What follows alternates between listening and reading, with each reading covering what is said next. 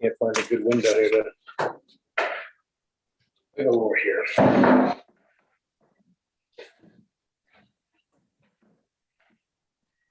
Ready for a show?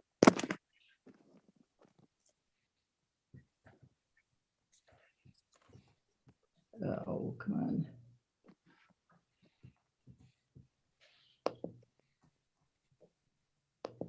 You have a long cord over there. Okay, Wayne, we are recording and we are live streaming. Okay. Let me let two more guests in. Who are we waiting for from our team? Matt Gillis. Nope, Matt's on now. Okay. And Sue, I did just call Doggo, so he's trying to join in now. So hopefully that'll work. Okay, quite a few just came in by phone, so I'm not sure. We will get started. Thank you for joining the City of Kingston Wayne, Planning we are Board at recording our and monthly we are meeting. live streaming. Today is Tuesday, March 15th, Let me let two more guests 2021. in. My name is Suzanne Cahill. I'm the Planning Director for the City of Kingston and organizer for our virtual meeting. Matt Gillis. Before we Matt's begin on our now. meeting, we would Okay. like to go over. And Sue, I did just call Doggo. So I have to interrupt you because I think your live streaming is on and it's causing feedback.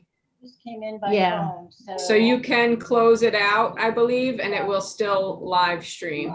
Joining the City of Kingston Planning Board at our monthly meeting. Today is Tuesday, March 15th, 2021. My name is Suzanne Cahill. I'm the Planning Director for the City of Kingston and organizer for our virtual meeting. Matt Gillis. Before we begin our meeting, we would like to go Sue? over.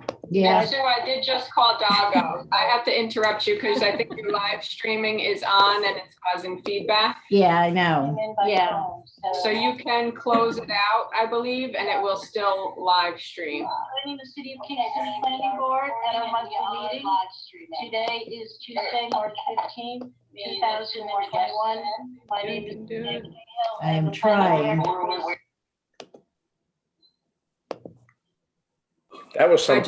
I just paused it, I think. That's the recording we paused. Okay. Well, then that might have done it. Okay. You might have closed it out. Okay. Sounds good now. Let's see.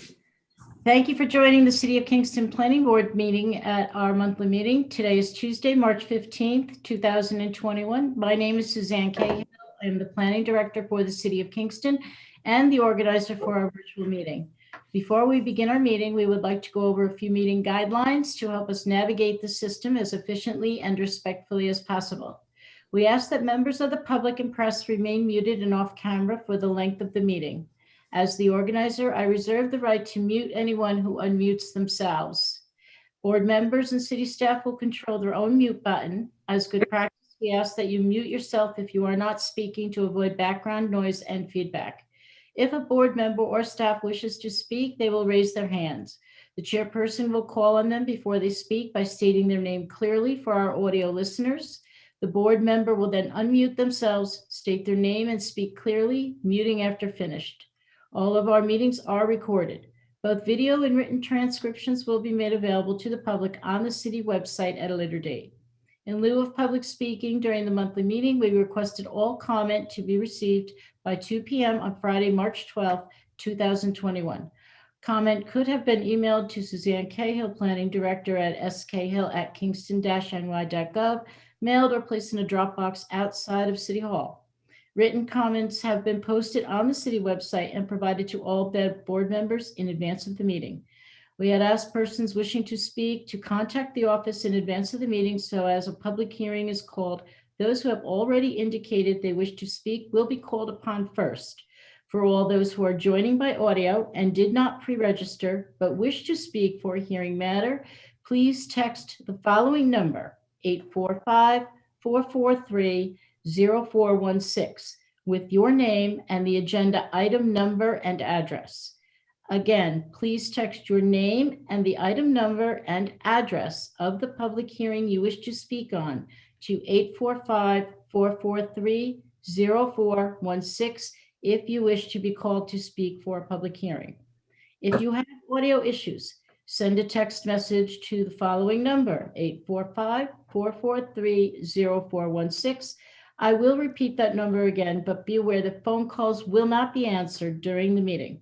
The number to text is 845-443-0416. As the organizer for today's meeting, I reserve the right to lock and pause the meeting, to eject anyone who has behaved inappropriately, or to enter into attorney-client conference if needed. Materials for this meeting may be found on the city website at www.kingston-ny.gov. Once on the homepage, click on the Government and Services tab, select Planning Projects, and then Planning Board. Thank you for your patience during these difficult times, and on behalf of the Planning Board, I wish you and your family good health. I now turn the floor over to Chairman Wayne Platt to call our meeting to order at 6:09 p.m. Thank you, Suzanne. Welcome, everybody, to the March 15th, 2021 Planning Board meeting. We'll begin with introductions. My name is Wayne Platt Jr. I'm the chairman. We also have Vice Chairman Charles Palaco,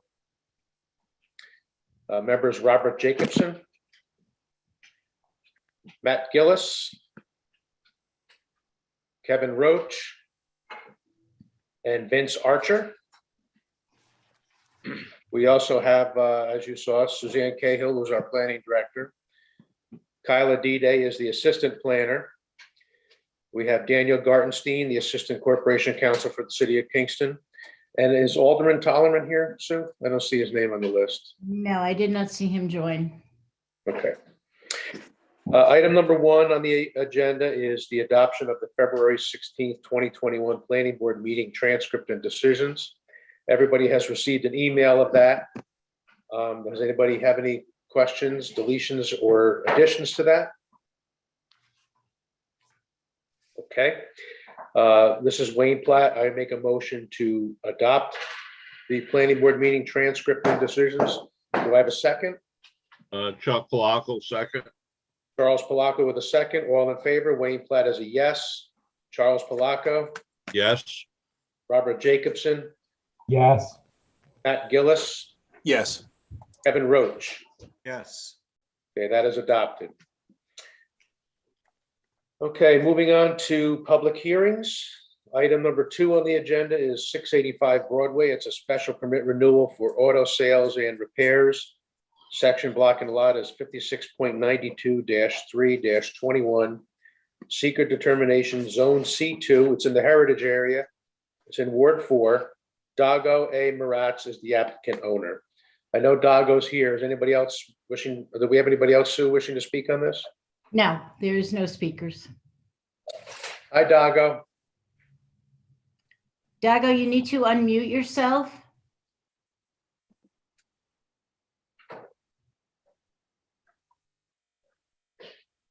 Dago, you there? I see him. You see him? Should be in the lower left corner. How are you? Okay, he's good. Okay. How you Dago? doing, Dago?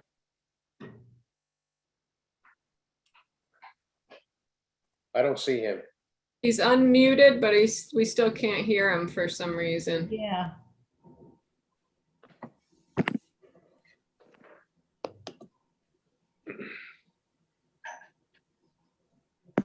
Can you hear me? There we go. Yeah, Okay, How are you? good. Good. All right, so, you have to come back every once in a while for this renewal, and Kyla, I see on here the notes, the most recent renewal was in April of 2019. Should that be 2020 on there? I think that should be 2020, right? Dago, were you, I know he was due back in December of this past year, but he was out of town for a while, so it might be December 2019. Okay. All right, so in any event, we're back here for the renewal process. How's business over there? It's okay. And I know during the last meeting, we had some talk about the food truck there. That's in the street now, right? And Yes. okay, and so that's good. And looking through my notes here, I see that there's been no violations with building safety and no complaints on Municipal 2. Is that correct, Sue? I'm sorry, I'm taking text messages. Yes. All right. Does anybody on the board have any questions for the applicant? Okay. Sue, do you have a recommendation for a term of renewal, length of the term? We didn't put one in, but I believe, last year it was 1 year. There are some potential issues that the fire department may have with this. So I think a 6-month renewal, and hopefully the issue that the fire department inspector has will be cleared by then.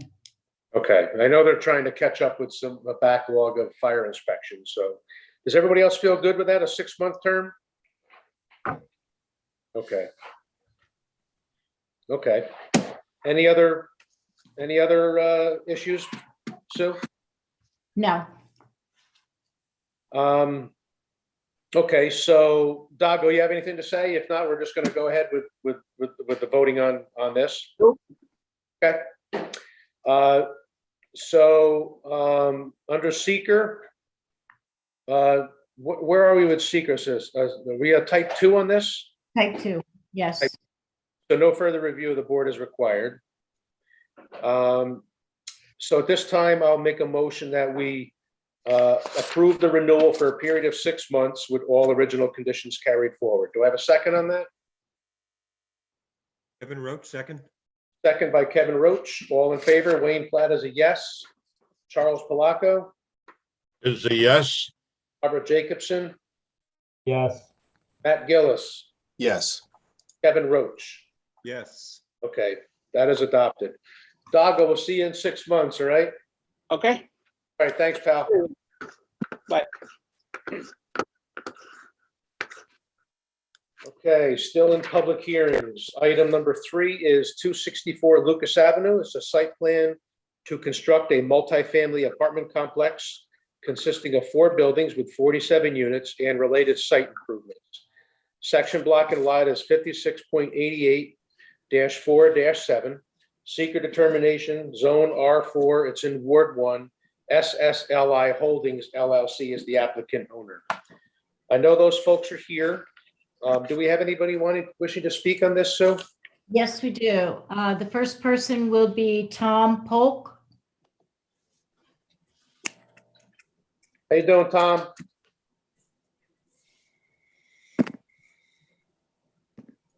If anybody is trying to unmute by phone, it's *6, I believe.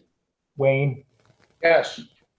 I'm just going to recuse myself from this application, same reasons as the last month. Okay. So Vince, you're gonna hop in on this one, okay? Is Vince aware of that? I can't. He's got it, yes, he's thumbs up. All right, is Tom with us? Tom, if you're on by phone, would you unmute by *6? This is for comment on 264 Lucas.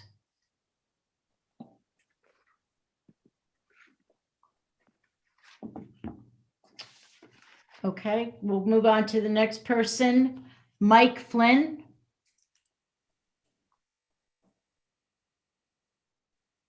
You read me? Oh, That Hello? Mike or yes. Tom? Mike. Mike, how? Yes. This is Mike. Go ahead, sir. Okay. I am new to Kingston. I just moved here from California 10 days ago. Welcome. Thank you very much. And I spent most of the last month traveling here in an RV through Corpus Christi to avoid snow and COVID. And so I've been trying to keep track of what is happening with this application. And I think my request of the board for this meeting is to give me an opportunity in the next 30 days or until the next board meeting to do some investigation and hire some experts to pinpoint issues clearly and precisely. The first has to do with the traffic study. I have received some preliminary assessments from a traffic engineer here in Kingston that the existing report has some serious problems with it, but I am neither smart enough nor well-versed enough to articulate what those are, and would like some time to be able to get those issues presented clearly to you. Another issue which I need time to develop has to do with the northern long-eared bat. As I explained in my letter sent last month, the courts have ruled that the standards being used to protect the bats are improper. Arbitrary and capricious is what they ruled, and they required new standards. I have been trying, without success, largely because of my travels, to follow up with Fish and Game and Fish and Wildlife, that's the U.S. Department, Fish and Wildlife, and see where they are on promulgating new standards for the bats in order to meet the requirements set down by the courts. The New York Department of Conservation, is that what it is called? That department follows the U.S. Fish and Wildlife, and so I've been trying to follow up with them. They're trying to follow up with Fish and Wildlife. So I should know what people are doing, hopefully, or not doing within 30 days. The third issue that I think needs some clarification and work.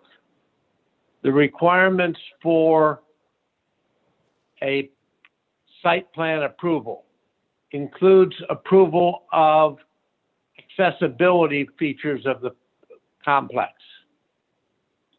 I was unfortunately involved in the retrofit of a 304-unit apartment building that did not meet ADA requirements, and the federal government came in and pointed those out and educated me a great deal about those issues. The plans that I see appear from my layman's perspective to be clearly deficient. And for example, I do not see turnaround space in kitchens or bathrooms for a wheelchair. And if you're going to accommodate those, you have to push the apartment larger or make the other rooms uncomfortably small. And I have an expert, I have engaged him, he can give me a report, and I can highlight that issue and see how that affects density. These units are as dense as you could be on this project without any amenities. They have crammed everything together, and I think if you start considering things such as turnaround space, all the apartments get bigger, and the side yard setbacks and everything else becomes impossible.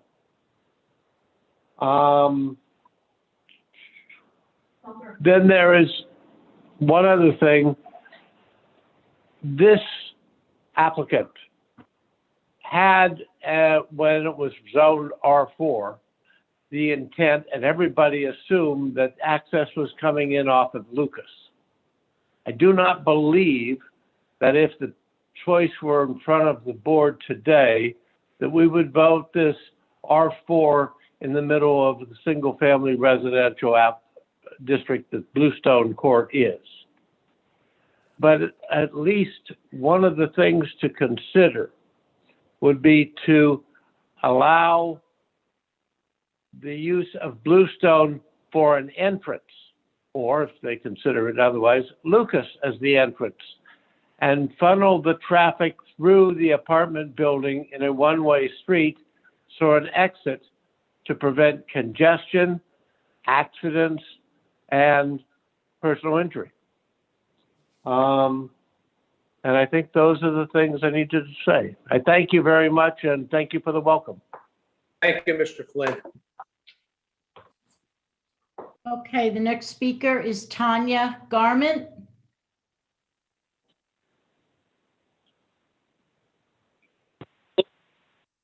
I'm gonna skip this one. Oh, come on. Okay. Yeah. Then we will go back to ask if Tom Polk is online with us, if you would unmute and speak.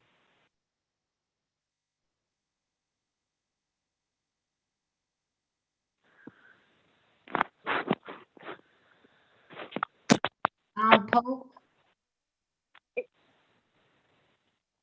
I'm sorry, this is Tanya. This is not item 4, right? This is not item 4. No, this is number 3, Tanya, 264 Lucas Avenue. Sorry, thank you. Okay, Wayne, I don't know if he is on or not, but he is not speaking up. So that is all I have on this item. Okay, well, welcome the applicants here. Fellas, how are you?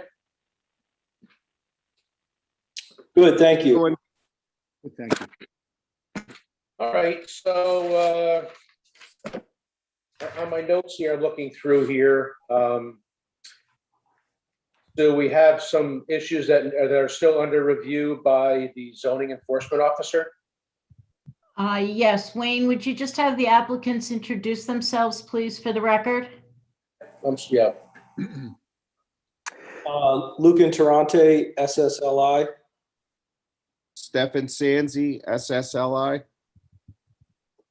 I'm Matthew Rudikoff from Rudikoff Associates, the planning and environmental consultant for SSFI. Ciro Interranti, architect for SSLI. All right. Thank you again, gentlemen.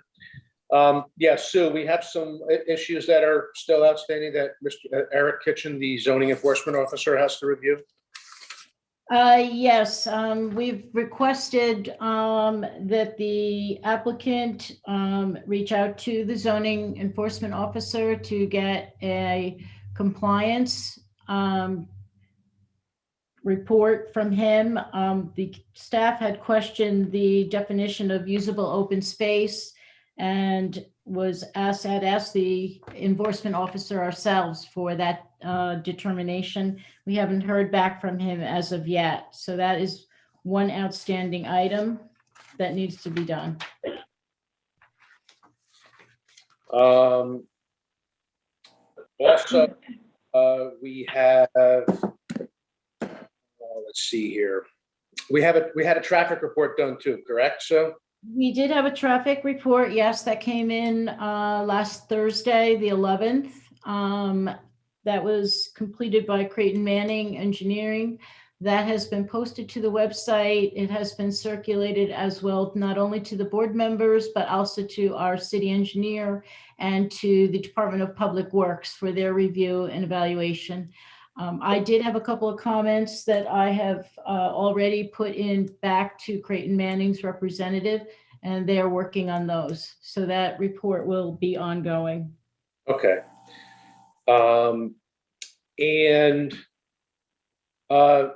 Gentlemen, can you talk about I see that in my notes here, the gated entry that proposal has been removed from the project? Correct. Okay. And also the access that you have from Lucas Avenue, that's going to be for emergency purposes only at this time. Are we going to have construction vehicles coming in through there during the construction phase? Is that the? Yeah, we'll utilize both routes during construction. As you know, we do have utilities coming in off of Lucas Avenue. So for a period of time that will be under excavation. Okay. Where feasible, we will use that, as needed. And of course, with, DPW approval and appropriate flaggers and cones and that sort of thing.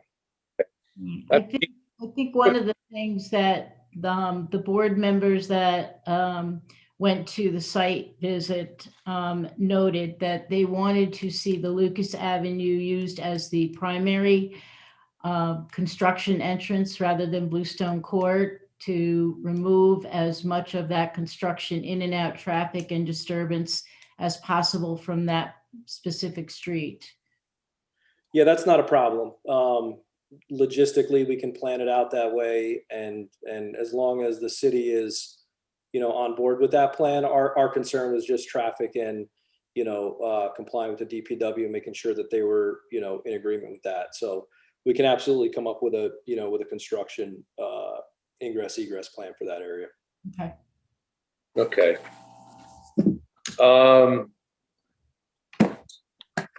And do we have some visuals? Did we? Yeah, so we submitted some visuals along with since the last meeting, the traffic report, a full environmental assessment form, and various other updates. So one of the things was a visual rendering from the street view, which I believe Sue requested at the last meeting. So right now we submitted that to get some feedback, and we're also working on the landscaping plan, as we had said before. That'll be ongoing as well, to make sure that where there should be fencing, there's fencing, and that those renderings line up correctly with the landscaping plan. Okay. And can you talk about the usable open space aspect that we're waiting for a word back from the zoning enforcement officer? You've already submitted stuff to him and you're waiting for a word back? Submitted to him. We're waiting to meet with Eric. Ciro could probably speak to that a little bit, but at this point we're having that dialogue with Eric, and hoping to sort that out on a subsequent submission. Okay. And I also see on here, as part of an environmental report, as part of the fauna and flora, you talked about the possibility of having to remove some trees, and there's a window there for tree removal for the bat that's been in question. Is that something that is, you've probably seen that already, right? Can you speak to that at all? Yeah, our allowable tree clearing period ends the end of this month, but from what I understand, we're able to coordinate with the DEC if we can get them out for a field investigation and report that we could be okay to clear trees outside of that period. If you really read their regulations on that, it comes down to roosting sites and that sort of thing. So obviously we will defer to whatever the DEC decides is appropriate to do in that case. Right, that would be to determine if there are actually bats in the trees. If there aren't bats in the trees, then DEC gives you a clearance to move ahead with them. Okay, all right. And Wayne, I just wanted to say I can share if you want to see those visuals that they submitted or any of the plan pages, I can pull those up if anyone wants to see those. And they have all been posted on the website. All right, and I'm going to take a look at that on the website myself. So we also have a response back from the county planning board, correct? Yes, we received that last Friday, and that's been also circulated and posted. So we will be asking to prepare a response to that.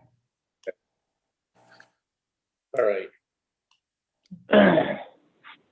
So does anybody have any other questions right now from the board? One question that I'd like to just bring up, it's been something that we've brought out to you through the notes since the beginning, is whether or not alternative designs were ever looked at, or none were presented to the board, but as the applicants, did you consider other options and other design alternatives for this property? In regards to aesthetic design of the apartment style? Maybe different types of housing, that kind of alternative. Yeah, at one point we had looked at potentially subdividing the lot into single-family home lots. And that, as you know, would require a rezoning or variance to do that. We decided ultimately that sticking with the current zoning was the best avenue for us. Did you ever think about a townhouse style development? We did not. Well, Okay. I shouldn't say that. We did. Ultimately, the garden style apartments were the most feasible, for this property. Well, I think there's another point that could be made there, and that has to do with the chairman's mentioning of the Ulster County Planning Board's recommendation.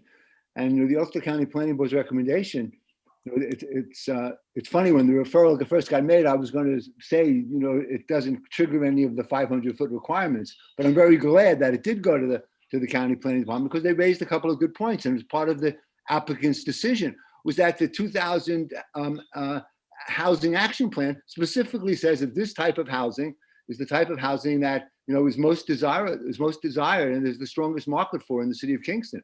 So the owners are really just responding to the zoning, responding to the county's other comments about there being other housing of this type in the neighborhood, and they're being willing to participate with the set aside.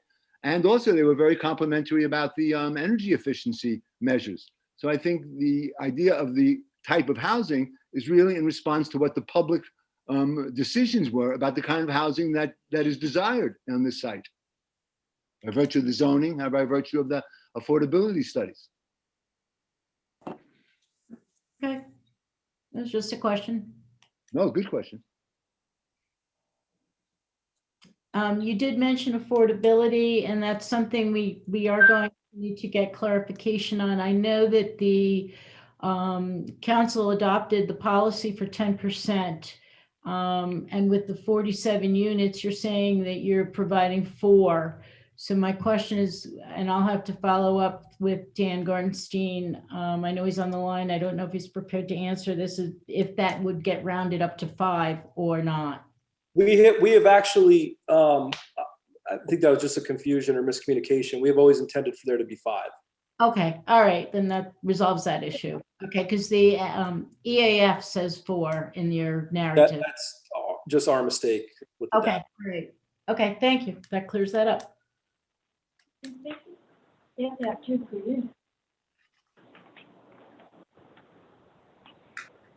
Anybody else on the board have questions at this time? Roach, Gavin Roach? just, I was reading through the notes. Can you address the handicap accessibility or potential? Yeah, renting? we have 4 fully ADA compliant units. Obviously, the details on those will be in what we would call the construction set of drawings. But every intent is there, and that's what would be theoretically approved. So the building department would, make certain that that's in there before a building permit was issued. So yes, that's going to be addressed. So comments in regards to size of rooms or turnaround space, whatever, are complete speculation as far as we're concerned. It's in our plan, and that's what we've committed to having in the project, and that's what will be done. Very good. Thank you. Sure.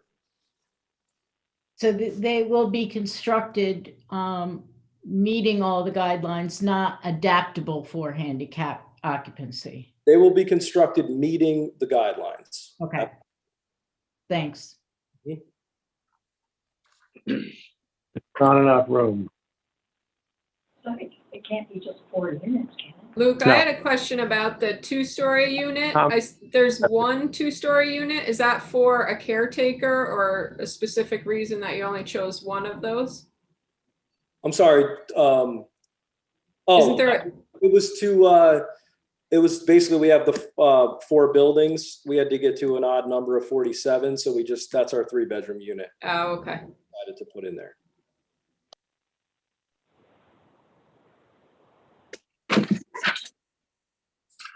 Any other questions?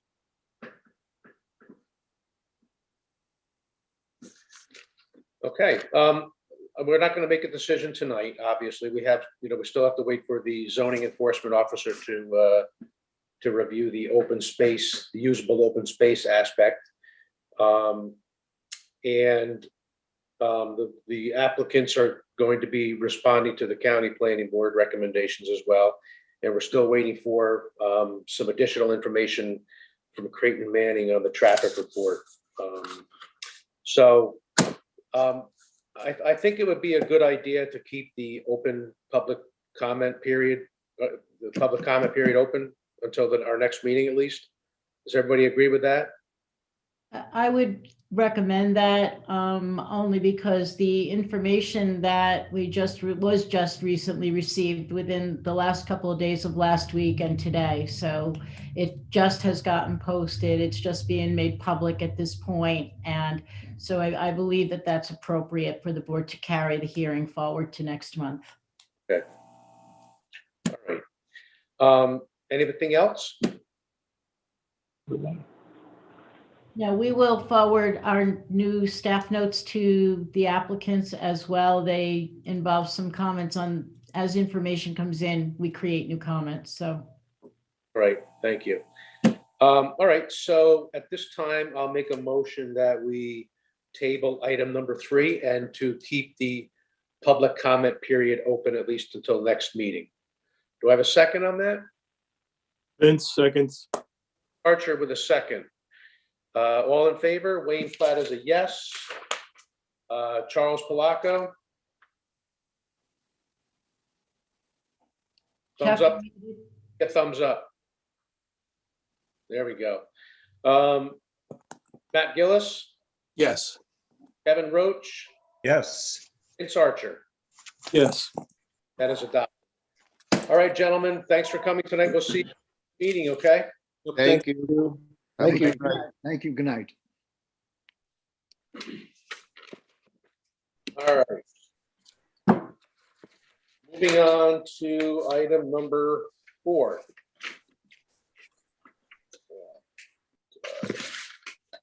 I got so much papers here.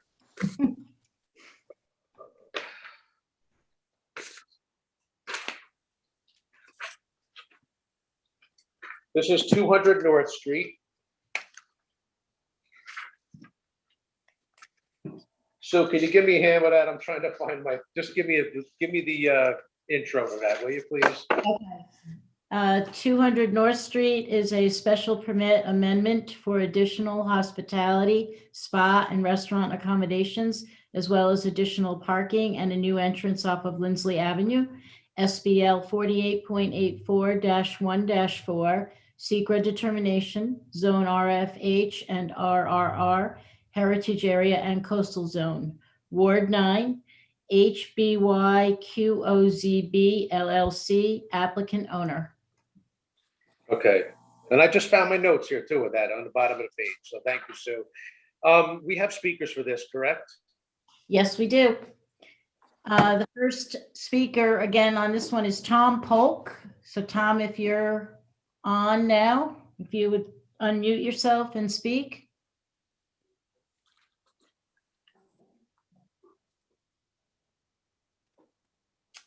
Okay, I'm going to move on. I'll come back to him. Sarah Wenk. Hi, can you hear me? Yes, we can. How are you? Hi. Okay, sorry, just in my notes here. Although I pride myself in being up to date on what's happening with Kingston in planning projects in particular, I don't know a lot of the details about this, which is kind of a problem because I think the process has been particularly opaque. But a number of issues are being raised that I've been hearing about and I think need to be addressed before anything moves forward. Are the developers of this site receiving and following DEC permits for the work they're doing? Is anyone from the city monitoring their work to be sure they're adhering to the permits if they have indeed acquired them? There are rumors and stories floating around town that the work that's being done has been sloppy and at times hazardous. And these questions of permits and oversight, I think, should be addressed immediately. My understanding is that the gate on North Street would be temporary. I believe this is what the planning board voted for some time ago. Is this gate now being made permanent? Does the planning board need to vote to make it permanent? And is it legal or ethical to put a gate up on the Empire State Trail, widely touted as being public space available to all? Why does this developer feel he has the option to close off a portion of a public trail? There's nothing on the state's website regarding the trail that indicates portions of it will ever be closed to the public. The proposed Hudson Cliffs Park will also require access to the street. These are public projects paid for with public money. Therefore, these gates are troubling as they will essentially render these public spaces private with access controlled by the whim of the owner of adjacent property. There must be a balance struck between development and the public good. In this case, it feels as if the desires of the developer are, once again, being given precedence over the needs of the public. I hope the planning board and all of city government will keep this in mind going forward and will provide the public with all the information needed in order to understand and evaluate such an impactful project. Thanks. Thank you, Sarah. The next speaker is Jennifer O'Donnell.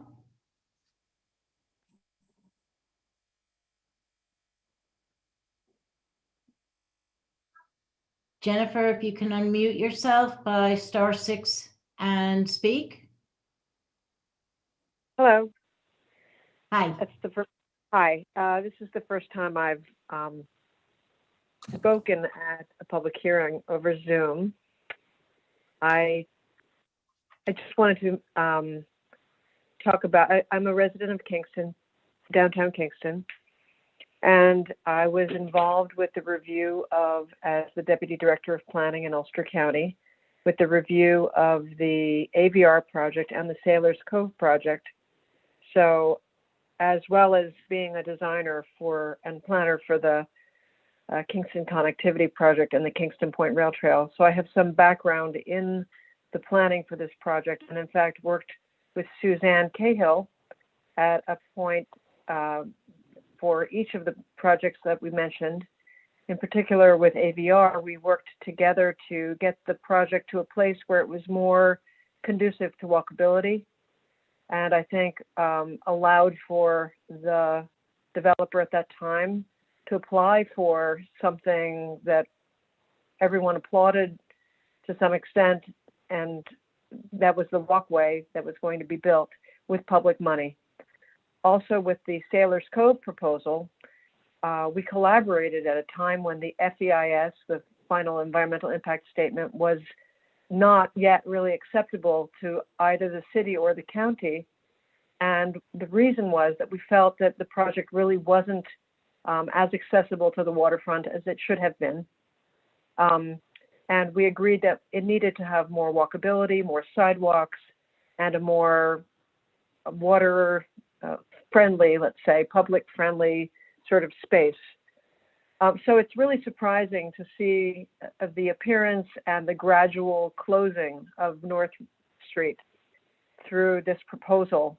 In particular, and we planners like to do this, I looked back at the LWRP, which does include all of this project and the AVR, now Scenic Hudson site, as part of the coastal zone management area, and therefore included in the general intention of the LWRP to create a publicly accessible space.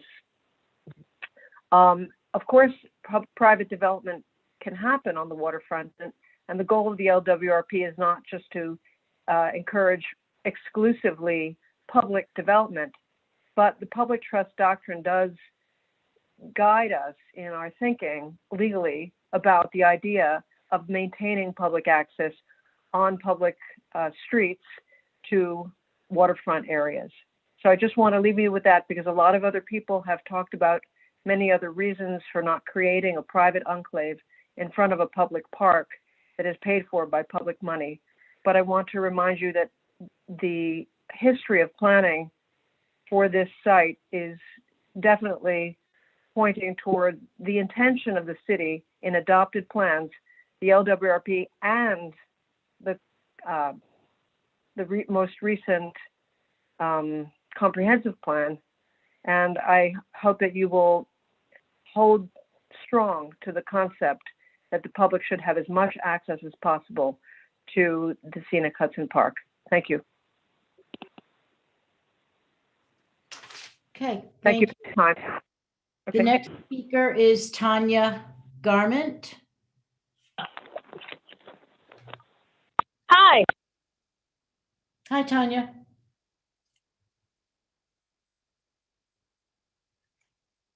Tanya, you're Hear me muted. now? Yes. Thanks. Tanya Garment, 102 Wirt Street. So this project is a big one. Big changes are proposed. I first wanted to touch on the gate. The gate was reviewed at planning twice. It was reviewed in 2018, April 2018, and May of 2019.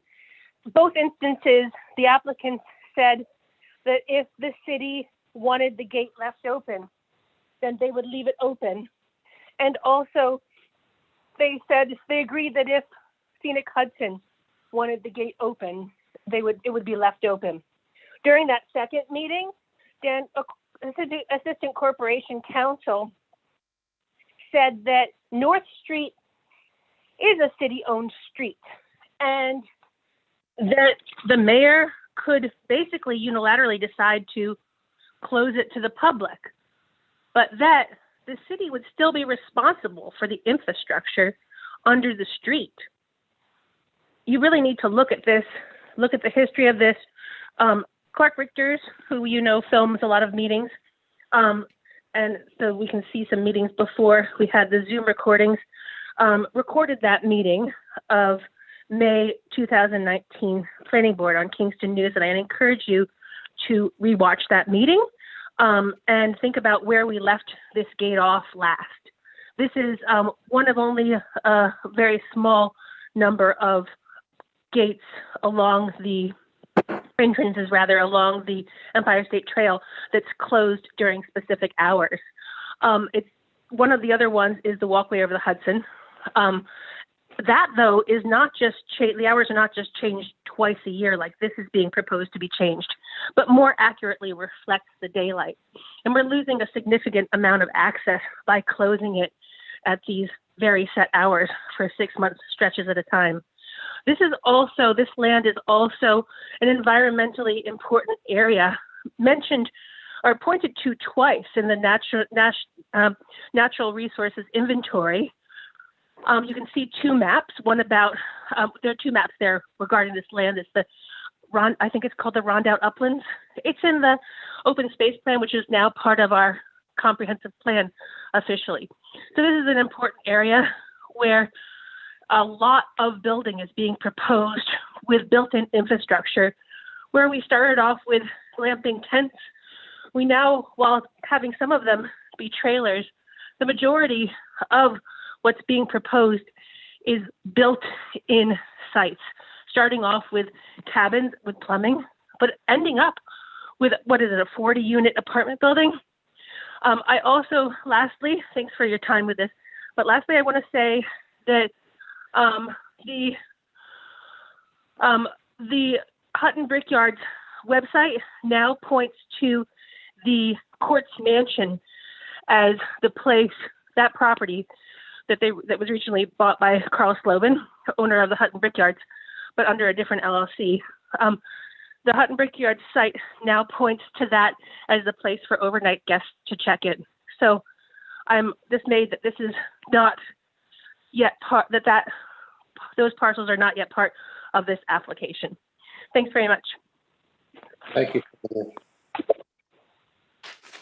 Okay, thank you. Next speaker is Lynn Woods.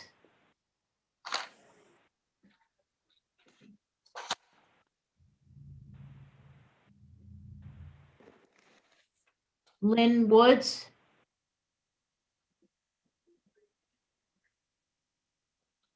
You need to unmute yourself, hit *6.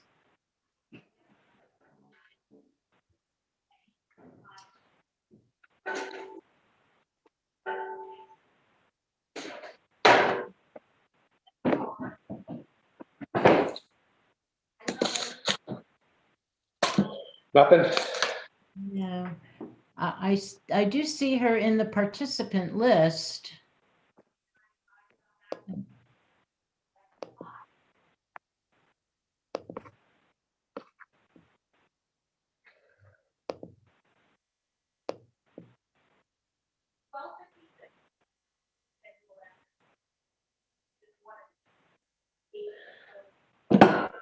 Anybody else to talk? No, I can go back to Tom Polk.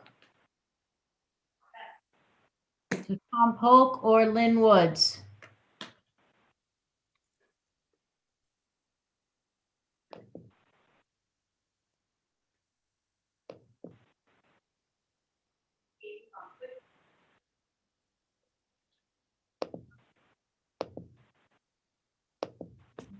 I've asked her to unmute, but Okay. he's still showing as muted.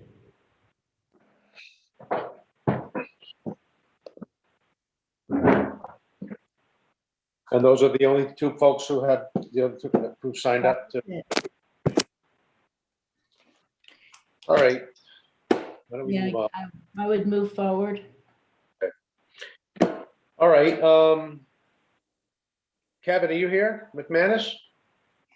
Kevin is on and Joe Ariel is on as well.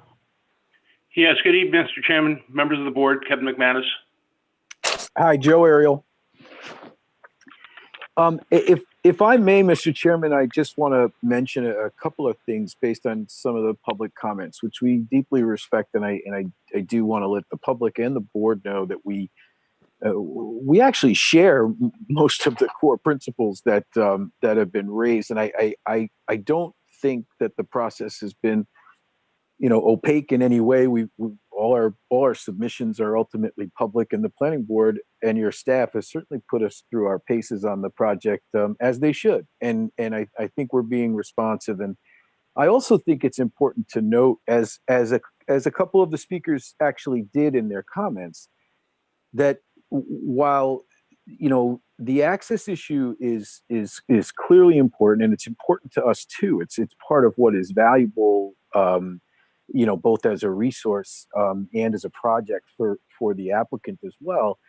The private nature, not all the land along the water is public, and considerations of private property rights and balancing them with those goals of access to the water is really what all those guiding documents are and planning documents are about. And as I said, we share those core principles. I think the things that we are considering at the moment and dealing with the city openly have to do with how do we balance that in relation to safety issues and the private interests, while still providing meaningful public access to the water, which we really believe we will. We really respect the comments of the people who are very concerned about it, and we'll continue to work closely with the city to resolve those issues. And I think tonight I'll let Kevin speak to what we've submitted and potentially your staff. We recognize, again, just to put some of the members of the public at ease, we recognize that we have some more that we need to respond to. We don't expect action, tonight by this board, and we want to continue the dialogue. The comments have remained pretty consistent during this entire public process. We are hopeful that we can close the public hearing, but we don't expect action by the board tonight. We recognize there's more to be done, and I'll let Kevin speak to what we've submitted. My last comment, barring any questions, would be that we are working closely with City Hall on the access issue and the zoning issues that have been raised. We do expect by the time you meet next, that we'll have resolution to that on the record for you. And with that, I would turn it over to Kevin. Yeah, Wayne. thank you, Joe. Okay. Kevin, if you don't mind, Wayne, the last speaker, Lynn Woods, has figured out how to unmute. She asked if she could speak. We'll bring her on right now. Okay, Lynn? Okay, can you hear me? Yes. Yeah, sorry, I was doing it the wrong way. Thank you so much, and I'm sorry about that. So anyway, Lynn Woods, I live in the Rondout, and I go on that Quarry Waters path many times a week. I've been down there a lot. And again, I just wanted to comment about the gate. I interviewed the mayor a couple of years ago, right after Scenic Hudson bought that property. My article was about the Quarry Waters property. And the mayor said, yes, that road is city owned. And he said, you know, once Scenic Hudson gets the park going, then the city was going to fix up that road, obviously to provide access. So I, too, as the other speakers have said, I'm wondering what is happening with the gate, because shortly after that conversation, the gate was built, which puzzled me, because I thought, well, maybe they're doing something temporary, but it's a wall, it's a brick wall with an electric gate. And I can tell you that already that Quarry Waters path is crowded. That place is going to be mobbed in the summer. It's going to be very, very popular.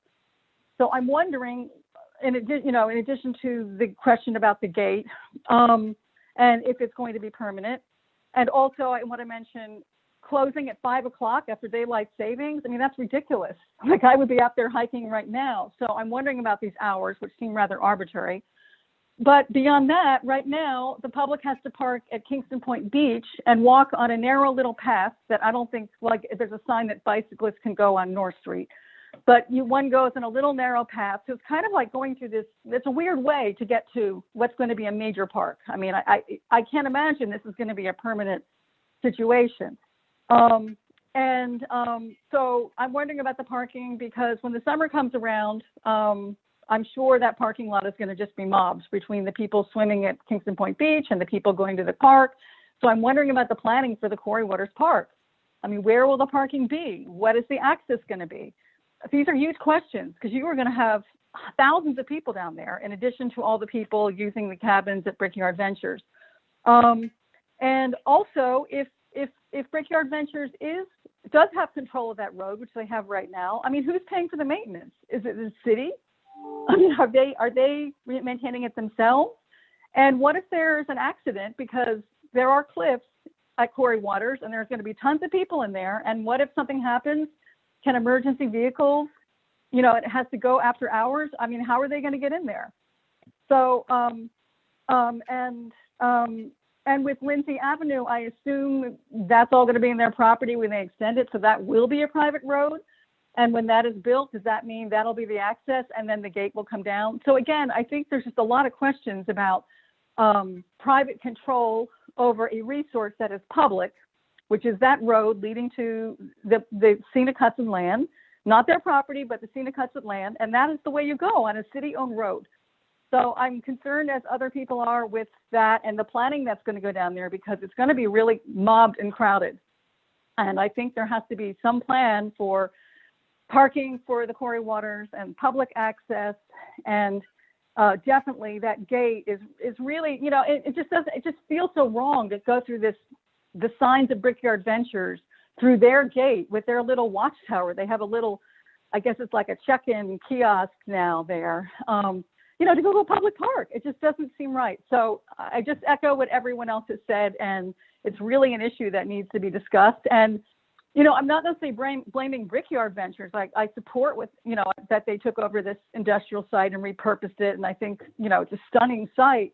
It's more like the city, really putting down its foot about, it's a city-owned road and you can't put a gate up. The city really needs to step in here and protect the public interest, as others have said. So thank you very much for hearing me. Thank you, Lynn. Kevin McManus, back to Kevin then. Thank you. Hi, Kevin. Kevin, you want to unmute yourself? *6. There you go. Hi. So I'd like to just start off with a couple of responses on the issue of the gate. I understand it has been raised every public hearing, and I understand and I welcome everybody to go back and look at 2018 because frankly, or 2019, because frankly, nothing's changed since then. It was approved by the planning board. It was a measure, and we acknowledged that if the city wanted the gate open, the gate would be open. Right now, the access through North Street is opened at 6 a.m. to 8 p.m., as was agreed to last Friday, and will be out that way going forward. Now, the whole purpose, this gate was not a new gate. If the board may remember, and maybe folks that remember the Brickyard property, this was a replacement gate. There was always a gate since I've been going to the property back in 2014, and that gate closed off North Street. And it didn't close off North Street because the property owners of the Brickyard wanted to keep the public out of a city right-of-way, which I understand it is. I understand what that means, and I understand what it is. It was not to make it private. It was to keep people off a very dangerous, unimproved road. And we maintain it. The city does not maintain it. We have had issues where the gate has been closed when the city should have had better access to the property, and we're working to make that resolve that. But this was not a gate that just we decided to install. This was a gate that we made more attractive, and we did say when the city wants the gate open, the gate will be open. But it was in the city's best interest then, and I still think now, because there's no place for a car to turn around down on North Street, north of that gate, unless they use private property to turn around. There's no place to park your car to go walk on that right of way unless one gets built. So again, we understand it's an issue. I think that if anybody, I was very sensitive to it back in 2019. I still am. I understand the rationale. I understand the concern. This was a shared safety concern. That's why the gate's there. So having said all that, I just wanted to talk about a couple of things that we've done since we met last. We submitted a new set of plans back on February 24th. Those plans have already been reviewed by staff. Our team has put together responses to those comments, and we're waiting to have those responses reviewed. In the meantime, we're modifying our plans to reflect those comments that were made by the staff and by the CAC and by as a matter of fact, the county planning, which also has weighed in on the project with some comments. We've submitted plans to Central Hudson and have had discourse with them about work in the easement. We will formalize an application to them in the next, probably in the next 3 or 4 days.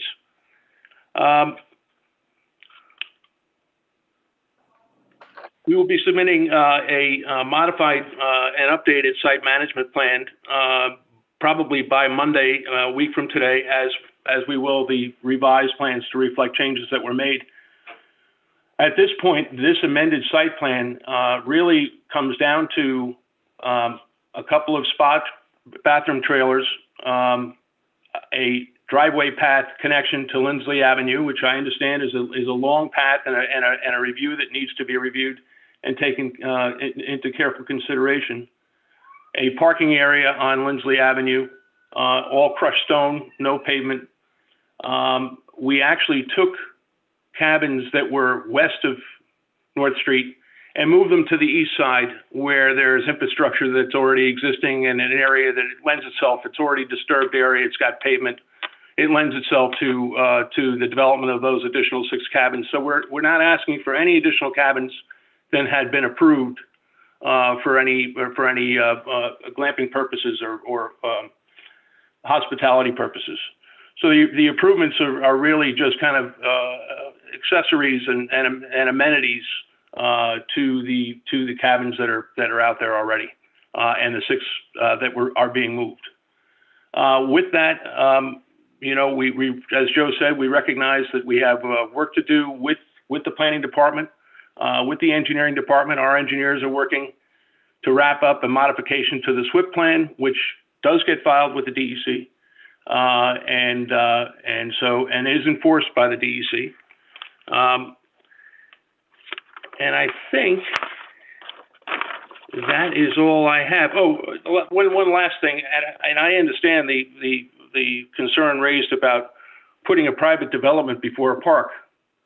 And it's a very good point, but parks and private developments are supposed to work hand in hand. And with all due respect, when we first made our application, AVR was still proposing a residential development north of our site, not a park. Now I understand that they included the waterfront trail. That's always been connected through North Street. We always understood that would be how it would happen.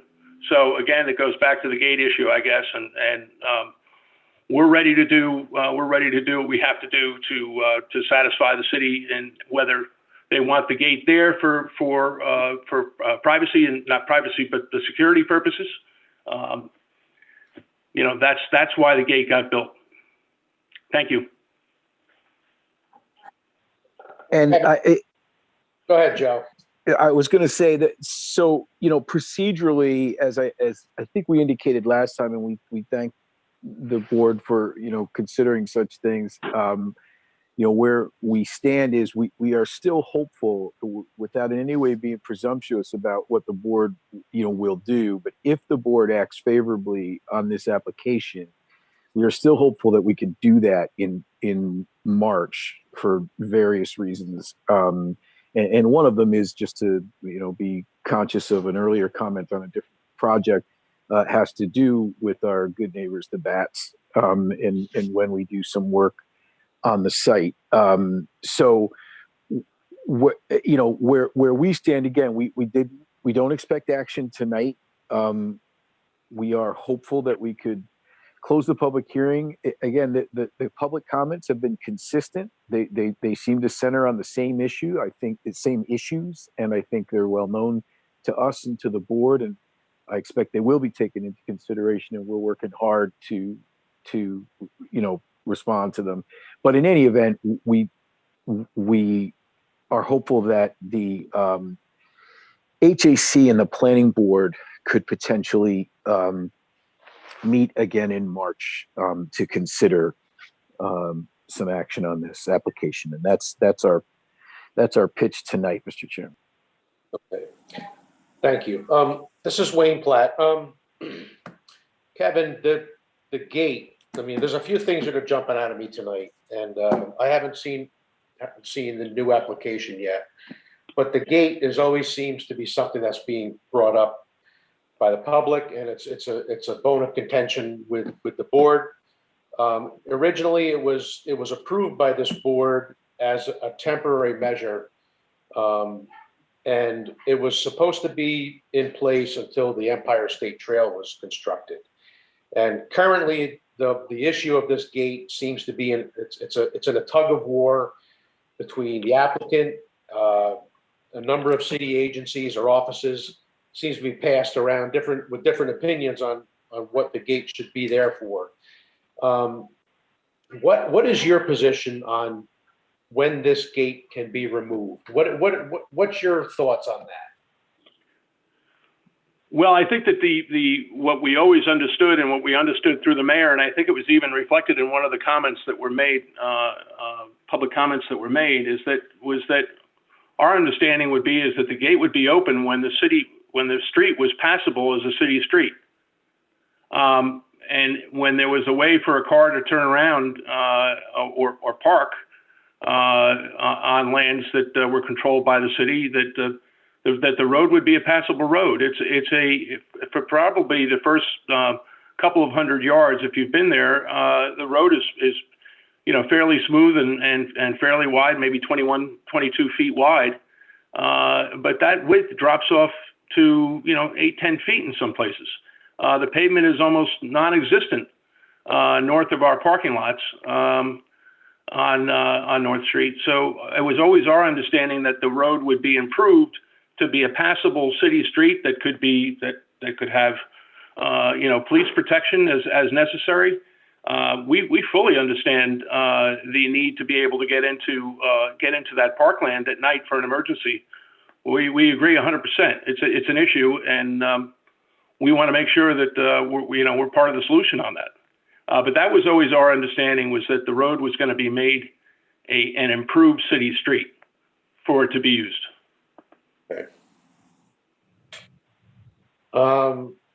Also, the waterfront access, is this something that I've got notes here, you've requested the zoning interpretation from Eric Kitchen. Is that what you're waiting for with that?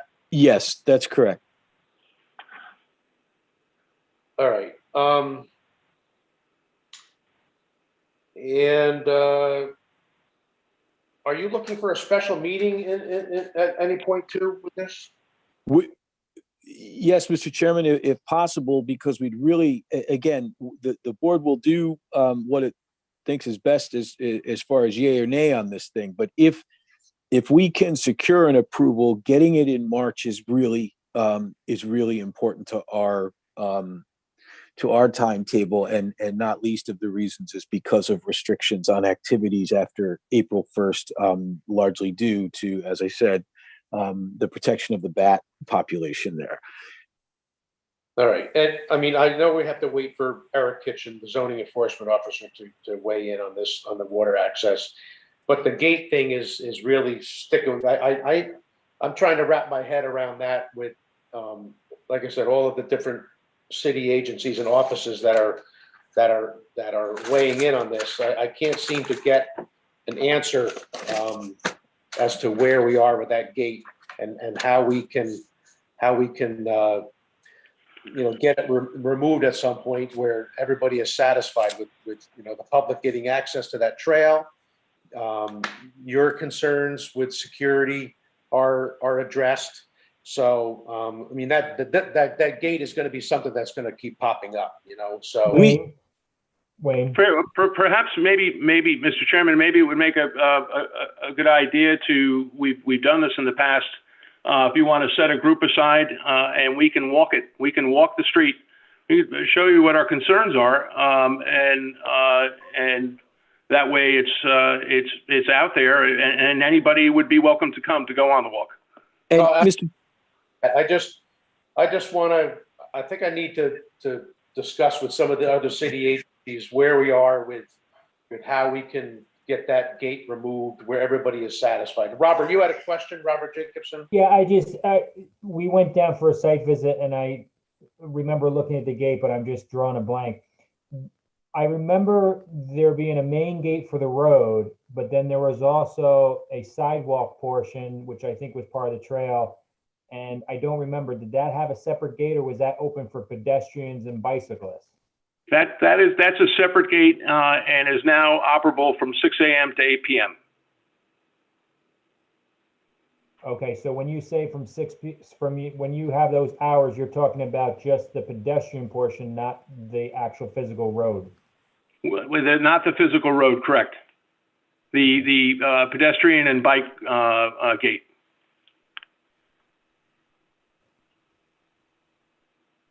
And if I may, Mr. Chairman, to your, and I'm sorry, was there a follow-up to that? I don't want to cut that conversation off. But I'm okay.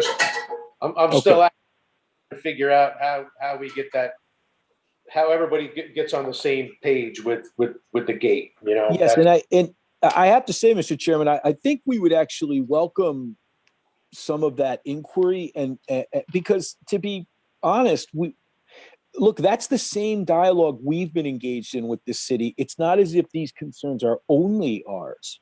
The city has these concerns too, and we're trying to get settled on it too. And it may be helpful to get, I don't know, maybe it's a conference call with those interested parties and yourself, and because look, we're trying to engage in this with the city, not in opposition to their interests, and nobody wants to get to the finish line on it better more than us, and as we're not opposed to the public getting in there, but it's got to be, right now it's a public street and it's not ours and it's not improved, and so anyway, to insinuate that it was not a concern of all of the parties involved. I know it's a concern, but going back to when we approved the installation of the gate, it was approved as a temporary measure. And I just want to be able to have something palpable to when that gate can come down. You know, I mean, that's where I'm at. So if we can have those, yes, Sue. Yeah, Wayne, just one point. The planning board, as you said, did issue it as a temporary measure. The board does not have authority to put a gate across a public street. That authority rests elsewhere. So I believe that what the board should appropriately do at this point in time is just withdraw their temporary authorization and then let the applicants proceed or pursue the gate closure with the appropriate means. That's something to consider as well. Yes, I'll agree with that. The rest of the board good with that too? I mean, we're not going to make that decision tonight. I mean, that'll be something we can look at maybe at the special meeting or next month's meeting. Is that, or do you want to do that tonight? I'm sorry, I'm just confused because I remember this gate issue coming up and this being temporary access, but it was the mayor's office and DPW that were in charge, I thought, of deciding this with the legislature. So I don't know why the gate keeps coming back to planning board. It's not our city right of way and we don't have the authority. Right. That was my point. Okay. I mean, wasn't the original temporary approval saying, yes, we agree with this type of access and the gate being replaced because we were concerned about safety, but ultimately didn't we pass this over to the executive branch to make these decisions? Yes. So this access issue is really between the applicant and the city. I mean, I don't know what there is for us to decide. I mean, we can't tell them put a gate up or take a gate down. Well, I mean, we were the ones who authorized its construction in the first place, this board. It was part of their site. Subject to the city approval. So, I mean, that authorization wasn't blanket us. We said, look, that was part of the plan. We said, fine, we're okay with the gate, but you've got to go to the mayor, you've got to go through DPW. And I thought that was what was done in this, and that office authorized it to be built. Yeah, excuse me, Wayne. yeah, Dan. I think the confusion really is the use of the term authorized here. And I think Rob is correct. You certainly recognized that the gate was going up. You certainly addressed the gate in the context of, your previous site plan reviews. But ultimately, the power to authorize the closing of that street doesn't rest with the planning board. So, while I appreciate what Sue is saying about revoking the temporary permission, it doesn't really work that way because, again, the planning board is not the entity that can authorize it. The planning board, therefore, can't really revoke the authorization. So should we even be discussing it tonight? I mean, Well, certainly your concerns about the gate being put on the record are heard and they're appropriate. The public has been addressing it repeatedly. It's an issue that, you need to be comfortable with moving forward with the rest of the site plan. But formal action with regard to the gate, I don't believe has any legal force and effect at this point, which is, I believe, where Rob is going with this. Yeah, and I think also just setting the record straight, everyone keeps saying that the planning board authorized this gate to be built. I think we acknowledged it on the original site plan as a means of taking baby steps through the development of this property when it was in very poor condition initially. And this was back when they were just doing the original concert venues, but we did not authorize and allow this gate to be built. Whatever these designs were and however this was built, this was done outside of the planning board scope. It was done with the city. Okay. So I just want the record to reflect that. Okay. Makes sense.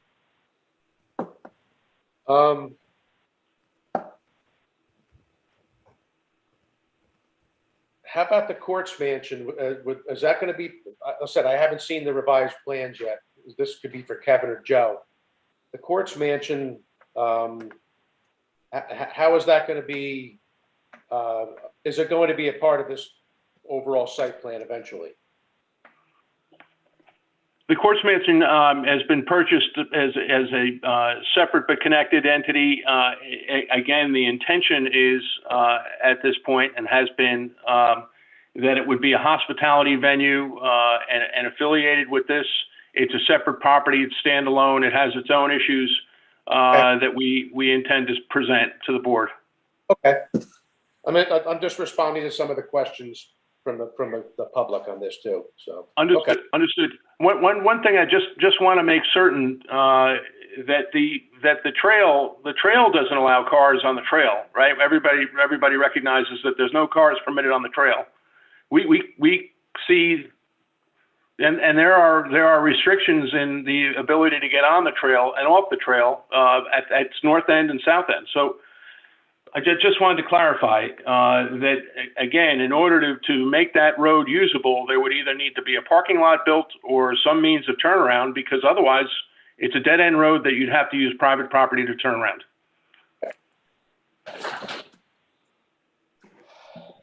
Anybody else have any questions? All right, so again, and the applicants have also acknowledged that there's not going to be any decisions made tonight. I'm acknowledging that as well. So what's your feeling on a special meeting? Are we at a point yet where we can discuss having one? Well, we are still waiting for some additional information, as we've noted this evening. We just recently, in fact, today received some of the reports and the responses, so there would be a little bit of time needed to go through that information and return any additional comment back to the applicants. I do think that we need, if we schedule something, it should be a joint session with the Heritage Area Commission. I think it would benefit both commissions to meet mutually and listen to the discussions and deliberations of both. And the Heritage Area Commission is responsible for the coastal consistency review on this application.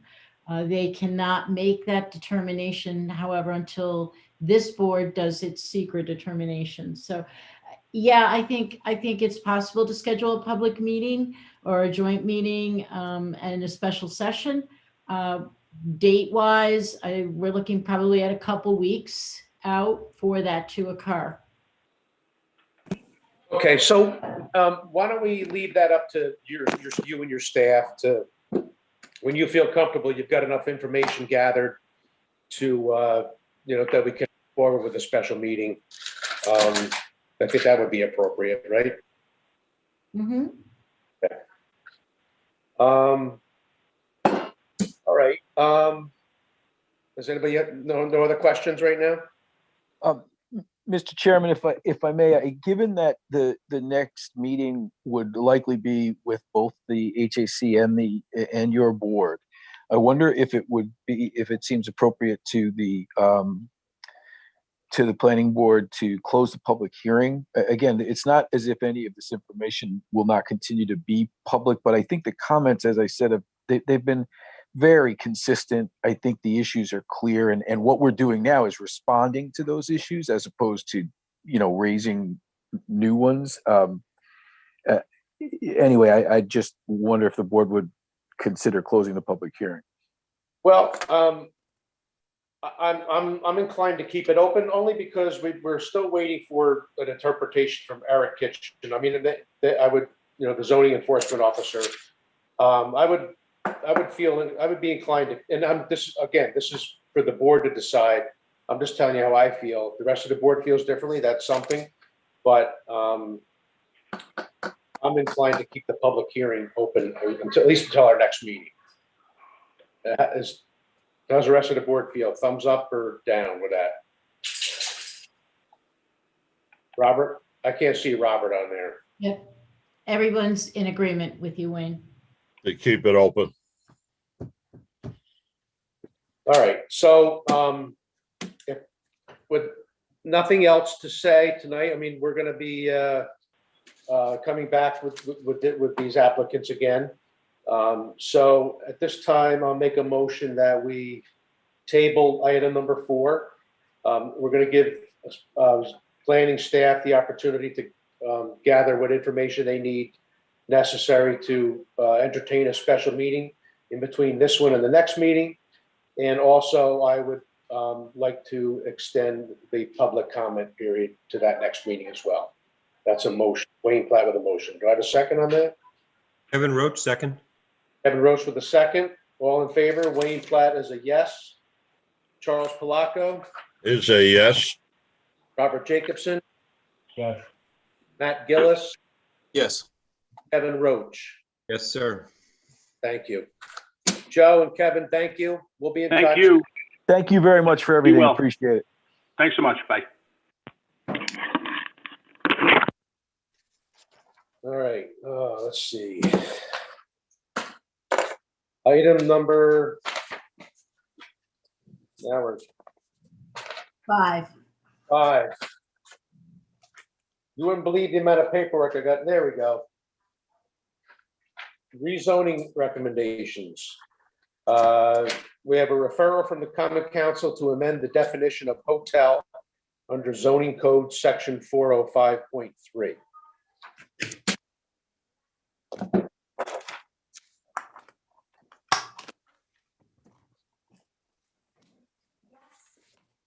We want to have, does Dan want to speak to this at all? Is this something we need? him Yeah, to I talk- can certainly speak to it. Currently, the term hotel is defined in 3 different places in the city code. It's also defined under the county code. Our 3 definitions are inconsistent with each other and also inconsistent with the county's code. The Common Council has taken steps to reconcile our 3 definitions and also to reconcile them with the county's definitions so that there is, shall we say, an even playing field going forward when they consider regulations related to different types of hotels. Like I said, they already amended 2 of the 3 definitions to make them in line with the county definition. The 3rd definition appears in the zoning code, and in order for them to amend that definition, they need to refer it to both this board and the county planning board. And that's basically what it's in front of you this evening for. Very simple definition. Basically providing overnight accommodations for transient guests. And then it lists various types of facilities, all of which would constitute a hotel. And this is Wayne Platt. With respect to the B&Bs, how we have currently in our local zoning law, do you see any conflicts arising with the language with that at all? I see the conflicts arising because of the current inconsistent definition. And the fact that currently the county under their definition charges occupancy taxes to all of these different types of facilities. We need to bring our definitions in line with the counties and in line with each other so that we can undertake revisions to the various sections that address these different types of hotels, whether they be bed and breakfast, short-term rentals. We need to readdress the boarding home sections and basically recognize the fact that if a facility is providing overnight accommodations to a transient guest, whatever you call it, it's a hotel. Okay. But Dan, Robert? I mean, how is this going to affect the Airbnbs, and also how's this going to affect the boarding houses that have been a little bit more difficult to establish in the city versus a hotel or motel that like Airbnbs pop up all over the place? I mean, are we potentially including certain things we want and excluding things we don't, or like, because I know over the years we've had issues with people wanting to create boarding houses, and the city has not necessarily been in favor of that. Once the definition is consistent throughout the code and consistent with the county code, the Common Council can revisit all of those sections dealing with boarding homes, short-term rentals, bed and breakfast, and tailor those sections to the current situation in the city. We currently don't have any data with regard to how many of these facilities exist, where they are, how many of them are in zones where they're not allowed, and how many of them are currently paying occupancy taxes through the county based upon the county's definition that they are hotels. So the first step in reining all of this in is reconciling the definitions. It's going to be a process.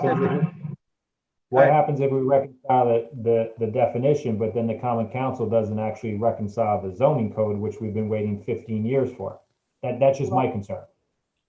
I mean, the bottom line is one way or another, the definitions have to be reconciled or none of it's enforceable, because you have property owners who, have an ambiguous statute that, includes, inconsistent terms. So even if they don't take the next step and do what they should do to amend the code and, address significant problems, having one uniform definition appearing throughout the code is still a positive thing and is still something that's necessary. So are you saying, this is Kyla, are you saying that this definition will be used interchangeably in the allowed use sections of the zoning code? So in sections like in residential districts where hotels are not allowed, because this will be the same definition as a B&B, those uses will be used interchangeably? That's what I don't understand. No, that's something that the council is going to have to decide going forward in revising the code in general. Right, but what happens? What happens between changing the definition and revising the code? If someone comes in with an application to apply for a hotel or a boarding house in a zone where it's not permitted, are we now the people, that are accepting the applications? Are we using those terms interchangeably until they revise the code? No, it doesn't change what you're doing at all. Well, if they're all the same definition, but the zoning code allows for certain uses in certain zones, it would change. No, they're not all the same definition. What the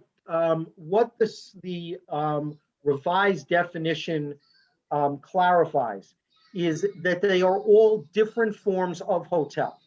Okay, that doesn't mean that there aren't subsections in the code that regulate these different forms of hotels differently. But you're removing the definitions that differentiate. No, we're not. Or proposing to. No. What we are doing basically is we are changing the criteria that exist in the different definitions that are inconsistent. The definition of boarding home and the subsection regulating boarding homes is currently not being changed. The definition of bed and breakfast is not being changed. What we're doing is clarifying that a bed and breakfast is a form of hotel. Right. Well, but hotels and motels are not allowed in residential zones, but bed and breakfasts are. Is this saying that hotels would be allowed in residential zones? No, this is saying that a process needs to be undertaken to amend the code to clarify where specific types of facilities are allowed and are not allowed, and that a process will have to be undertaken to determine how many of the facilities that are currently operating are pre-existing non-conforming uses, how many of them are, have protected status based on the fact that they are already paying occupancy taxes through the county law. There's data that is available through the county that the city has never accessed that identifies every one of these facilities within the city and can identify how many of them are currently operating in zones where they are not permitted to. And then we're going to have to determine, based upon their history, whether or not they are permitted to remain there because of their pre-existing non-conforming use status. Are boarding That's houses a process paying that has to be hotel tax? undertaken based upon the data that we don't have yet. Right, but how does the definition help get that data? I'm not a board member, but we had this conversation, you and I, in the office about how this is going to work in the interim, and I still am not clear on that. Are boarding houses paying the occupational hotel tax? Under the county definition, this is data that we have to get from the county to clarify where the council is going to go with this. Boarding homes are included within the definition. They should be paying occupancy taxes under certain circumstances. We're not clear which ones do, which ones don't. But the first step in this entire process is making sure that there is one uniform definition across the board. If there isn't a uniform definition, our office can't enforce any violations of any provisions of the zoning code because of the ambiguities. So I think I'm much more clear on this, Dan. And to Kyla's point, even though the definitions are all being kind of consolidated into a single entity, we're not removing the definitions of bed and breakfast, boarding house, et cetera, and we're not changing the code. So if someone came in and wanted a B&B, that section of the code would still apply. If someone wanted to develop a hotel, we would still refer to the code and look at the zone. And if it's an allowed use, a hotel could be established. So if you looked at an R1 zone, hotels are not listed there. You could not establish a hotel, but you might be able to establish a bed and breakfast. Correct, until and unless the legislature changes the language of the code. Okay. But so again, we're doing this as a uniform definition just so we can obtain data from the county then to figure out how we're going to fix our zoning code.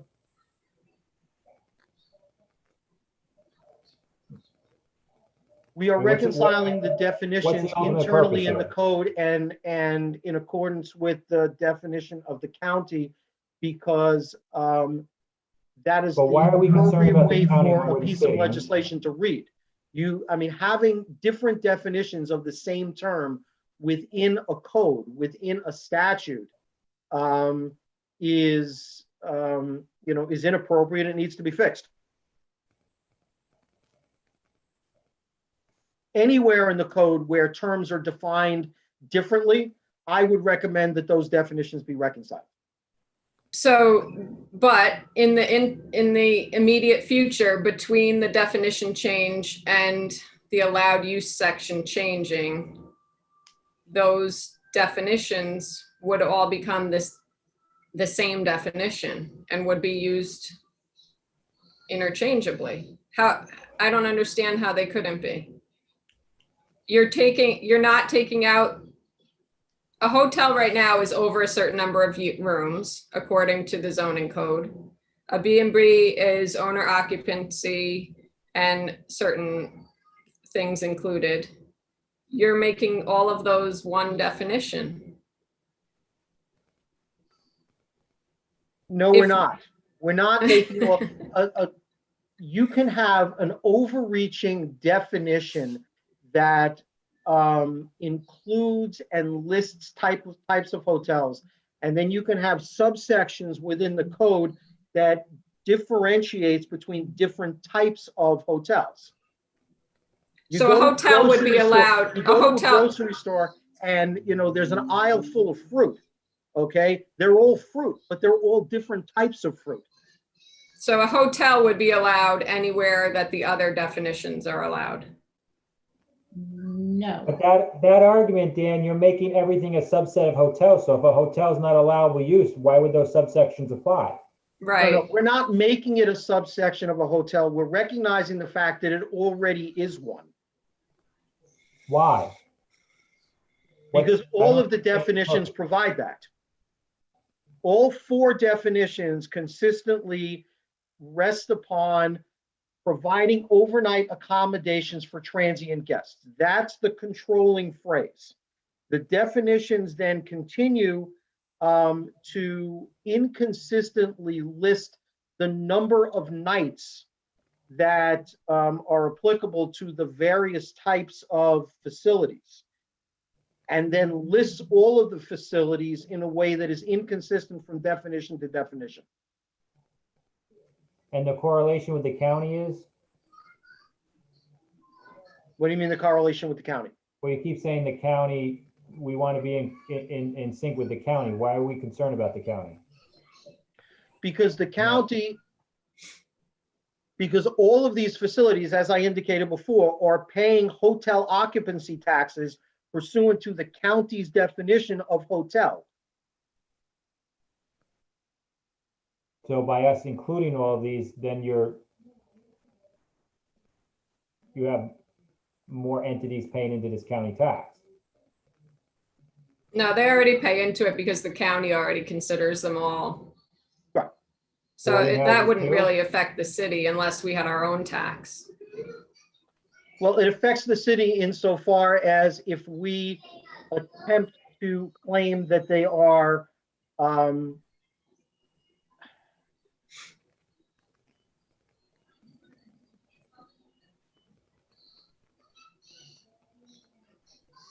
My concern is having the definition section done before the allowed use section. I don't see why those things don't happen at the same time. Why you want one before the other. There's another question too. I mean, boarding houses, do we really want to encourage them to be transient style residential uses? I think we don't want them to be transient. They're more of a permanent or long-term residential option for people. if they are not providing housing for transient individuals, they're not hotels. Because again, the definition is providing overnight accommodations for transient guests. The code also includes a definition of transient guest. So if a boarding home is providing accommodations for longer than the period of time that makes it a transient guest, then it's not really a boarding home. Then it's not really a hotel. Well, then I think the definition has to be, it says, the definition reads, the term hotel or motel includes short-term rentals and apartment, hotel, wait a second, a building or portion of which is regularly used and kept open for lodging of transient guests on an overnight basis.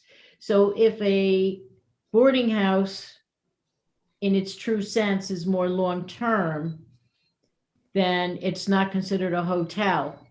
It's considered a boarding house. And boarding house definition will not be removed from the code. For now, ultimately, it's going to have to be revisited. And this is a discussion that this board has had repeatedly, and we've also addressed during court proceedings. Our definition and our section with regard to boarding houses has to be revisited and has to be fully rewritten. I don't understand why we just don't do all this at once. We keep changing things and piecemealing it, and then the Common Council never comes through with the ultimate end game. And I'm concerned how this is going to be interpreted.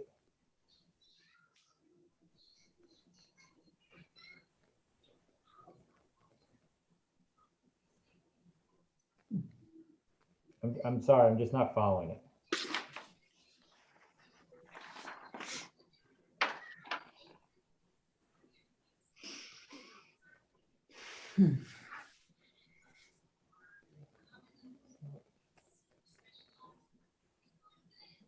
Are there any other members that concerns, ideas?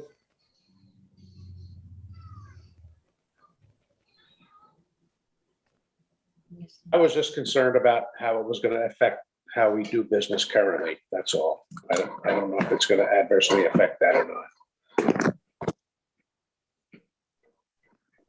Matt, any thoughts?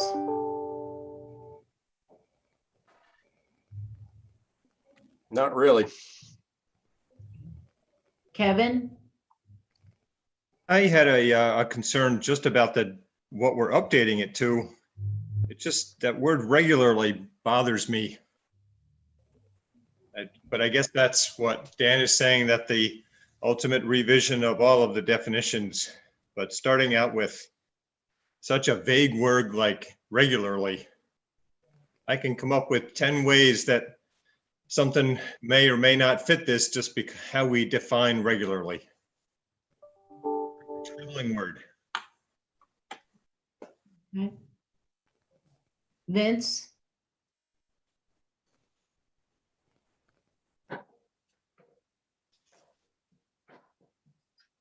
Don't have any comments on that. I assume it's all going to be resolved.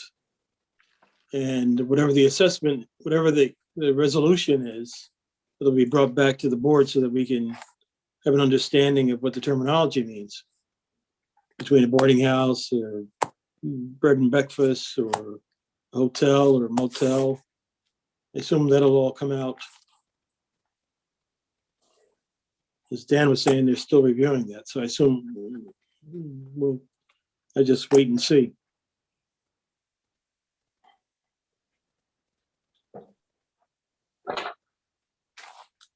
And this is Wayne again. I just worry, I shouldn't say worry, I'm concerned about, you know, if the council does go ahead with this and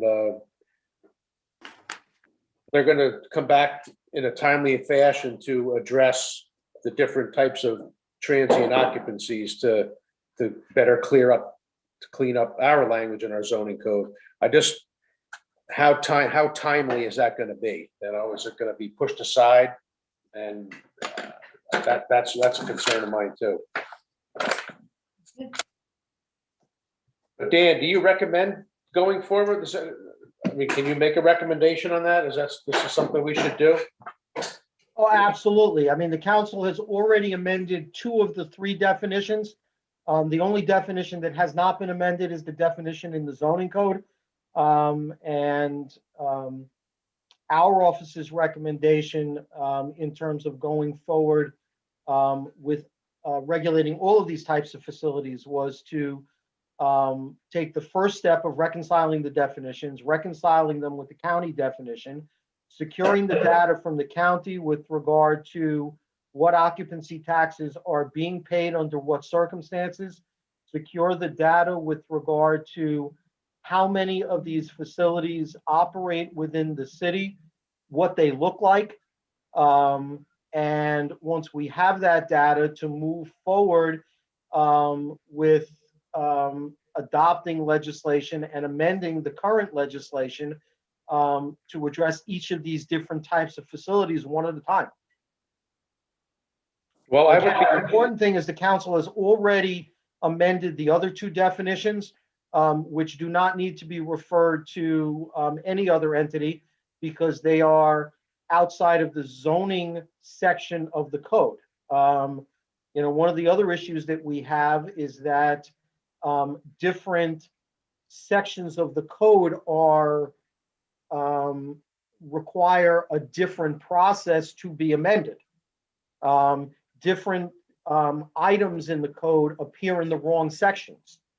The code in general needs to be, you know, amended, and it's a long process, but it's a legislative process. And I certainly share Rob's frustration with regard to how long this board and other boards have been encouraging the legislature to act.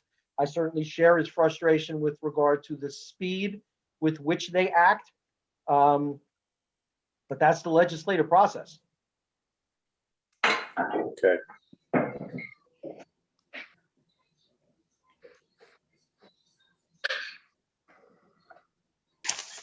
All right, I know we're just kicking this around right now. We're gonna have to make a decision.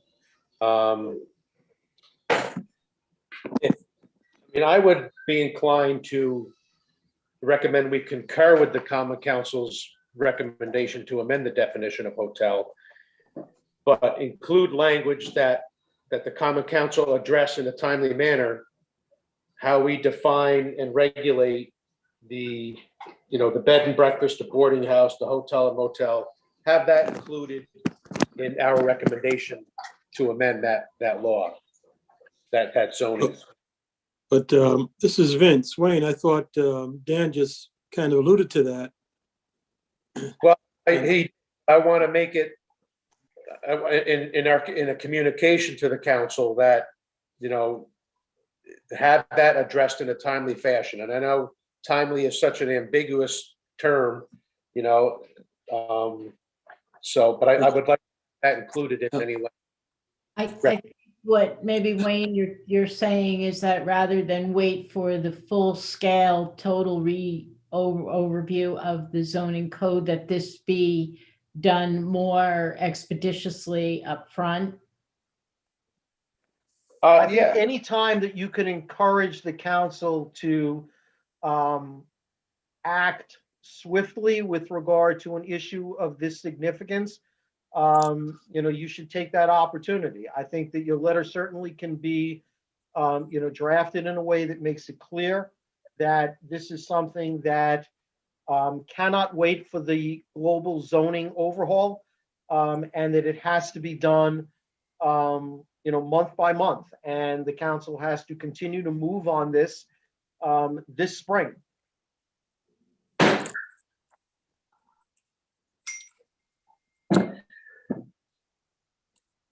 But Kyla, you were talking about, how do we handle these things as they come up in the planning board meeting? And it sounds like it's a status quo. So whatever we were doing, we're still doing until this zoning change is implemented. And I'm assuming that we're going to get some sort of notification about how it's been reworded that we can apply to bread and breakfasts or whatever, boarding houses, whatever comes up in the planning meeting.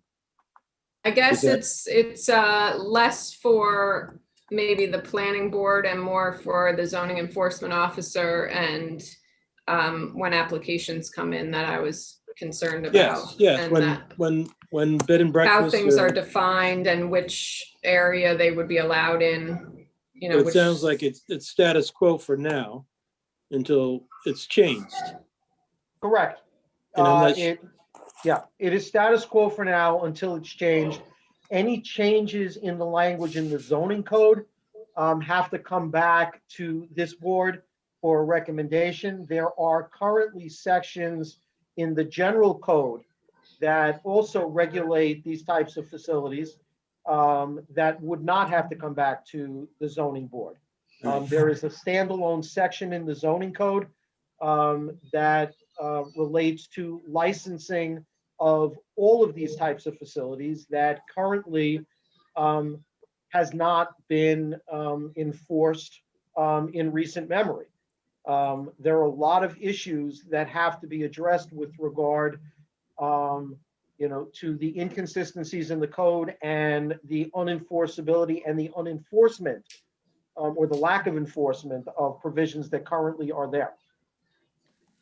So again, just to be clear, the definitions of bed and breakfast, boarding house, hotel or motel will all be replaced. Now they are being removed by this action and updated to a single definition. No, Sue, that is not the case, okay? There are still separate definitions of the individual types of facilities that fall under the general definition of hotel. The only thing that's being changed are the three definitions of the term hotel. And the two new definitions of inn and transient living are being added. No, they are being included in the list of types of hotels within the definition of the word hotel. Okay. So boarding house, hotel, what are the three definitions that are, I'm sorry to bore everyone. What are the three definitions being combined? Hotel, boarding house? No, no definitions are being You combined. just said three. No, what I said was there are three separate places in the code where the word hotel Oh, okay. is defined. Those three places are all now going to be consistent. Within those definitions, there are examples of types of hotels, okay, which include bed and breakfast, hotel, motel, short-term rental, boarding home, okay? But those individual types of facilities are also, some of them are defined within the code in different places. Those definitions are not changing. The only thing that is changing are the three definitions of the word hotel, which are currently not consistent, and we're making them consistent. Are those three sections expanding hotel at all? What's that? Are those three sections being expanded by the definition of hotel? No, they're not being expanded. They're actually being limited to a certain extent, and the list of examples is being I got it. expanded so that they are uniform and they're consistent with what the county lists as types of hotels. So we're not expanding anything, we're just limiting Correct. in all the sections that the Clarifying, hotel. more clarifying than limiting. But by clarifying, we're not expanding. No.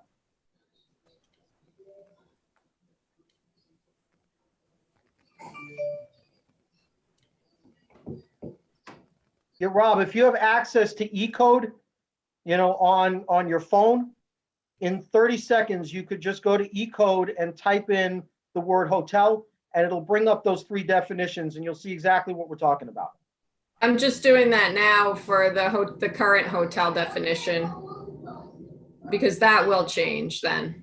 So the current hotel definition is a building containing rooms designed to be, or which are used, rented, occupied for sleeping purposes of transient guests, where only a general kitchen or dining is provided within the building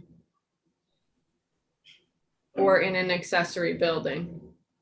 That definition, which is the zoning code definition that you're reading, that definition will change and will read more in line with the definition that is currently contained in, I believe it is Article 3 of the code. So if you look at E-code and type in hotel, it'll come up three places.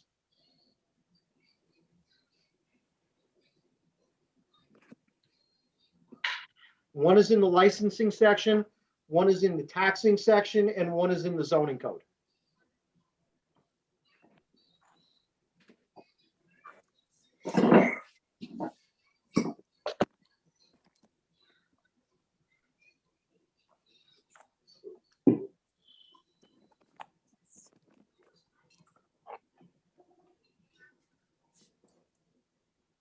Why don't we put this up for a vote?